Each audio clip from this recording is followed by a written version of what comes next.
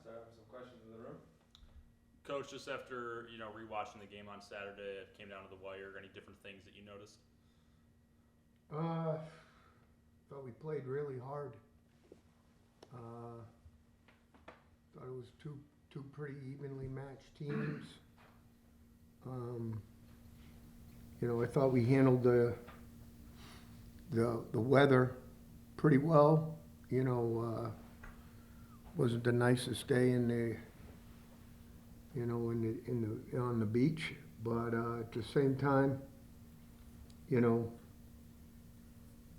gave up 6 explosive plays on defense, 8 penalties for 65 yards. But, there's a lot to feel good about. I thought we ran the ball with some purpose, especially in the second half. And, I thought our guys played from beginning to end. From the beginning of the game till the end of the game, we competed and gave ourselves the opportunity to win that game. And then looking back at that last 40-second stretch, was there any different looks, different strategies you would have brought out to prevent Miami, Ohio on that last drive? Well, we had played one of the coverages 6 or 7 times during the course of the game and had really good success with it. So I kind of followed that lead. Obviously, all we had to do was tackle them one time inbounds, and that would have helped us tremendously. And that's, one of the reasons for playing that coverage is you get a lot of guys around the ball, for sure. Is there anything you can take from this game? Obviously, you mentioned how close it was. Is there any confidence that you can gain going into another MAC opponent this week? Well, there's some things here. You got to, we had 171 yards rushing. They had 181. Total yards, we had 344. They had 349. So, it's really, a closely matched game. Third down, we were 7 of 16 on third down. Miami was 1 of 8. So did a good job on third down. With that note, since we've held opponents 19 for 59 on third down, which is 34th in the country. So there's some good things to take away. The bottom line is you need to find the good things. Unless you just want to saturate your players with negativity, I'm not doing that. So, that's my feeling on that one. One of those good things, front seven, felt like took a big step forward on Saturday, created a lot of pressure on Gabbard, forced that pick at the end of the first half. What can you do to build on that performance that they put in? Well, we just got to get better. With that being said, there's some plays we left out there for sure. But at the same time, you can see us, really moving forward in a positive way, which is a good thing. Obviously they played for the MAC title a year ago. Am I right on that? So, there's a, formidable opponent, and, we just got to finish. Obviously we had the opportunity to stay alive in overtime, and we missed the field goal. When you look ahead to Northern Illinois, what do you think is going to be the key to coming away with a win there? Well, if we don't stop the run, that'll be the biggest piece. We need to do a great job against the run game and do a good job of, taking advantage of what we've been able to accomplish on third down. Tyson, you ran the ball 18 times. Is there a certain number of carries you want him to have, or does it vary game?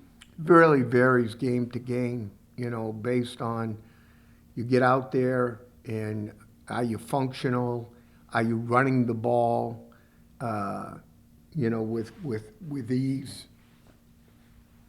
And if we are, we're gonna take advantage of it. We're gonna take what the defense gives us, and so that's the way you gotta go in those games. Otherwise, you're hitting your head up against the wall. So you don't want to do that. And then the Amherst postgame is Amherst Insurance postgame show. You said the team was making significant progress. Can you elaborate and just be a little bit more specific on what significant progress is? Sure.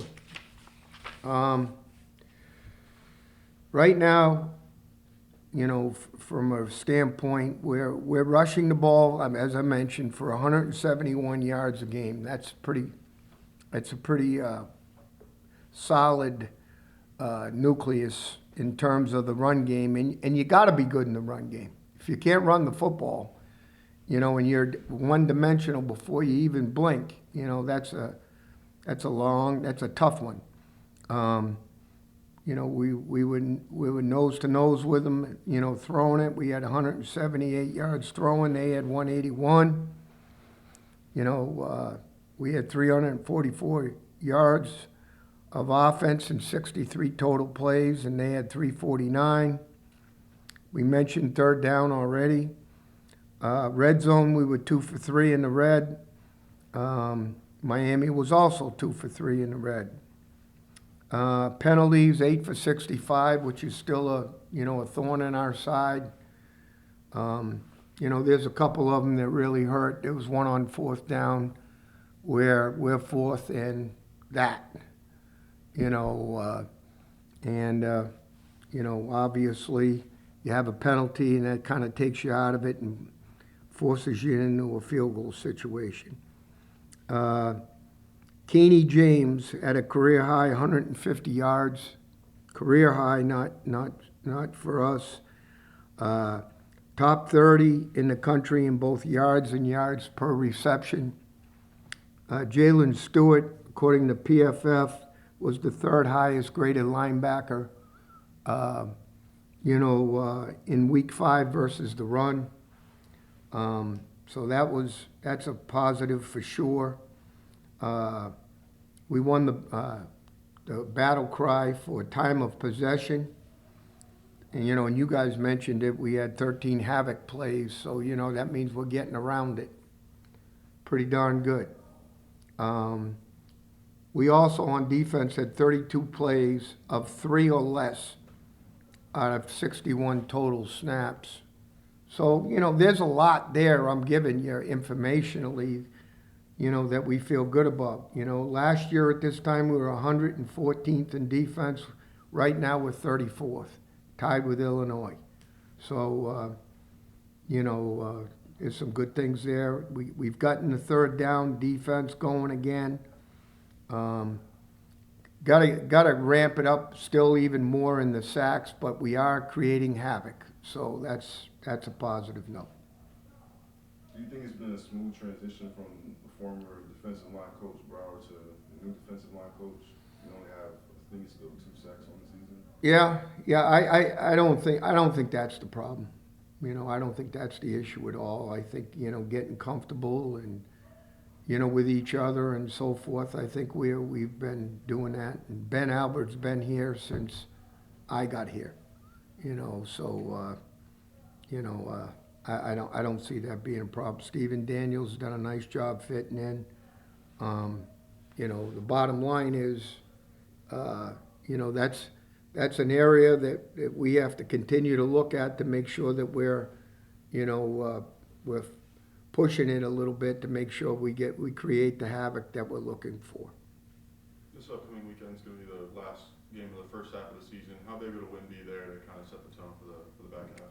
I mean, to be honest, that's all we're searching for is it's a week-to-week battle, and we're trying to, stay very focused on 1 week at a time, and just focus on getting prepared and playing our, putting our best effort forward. And,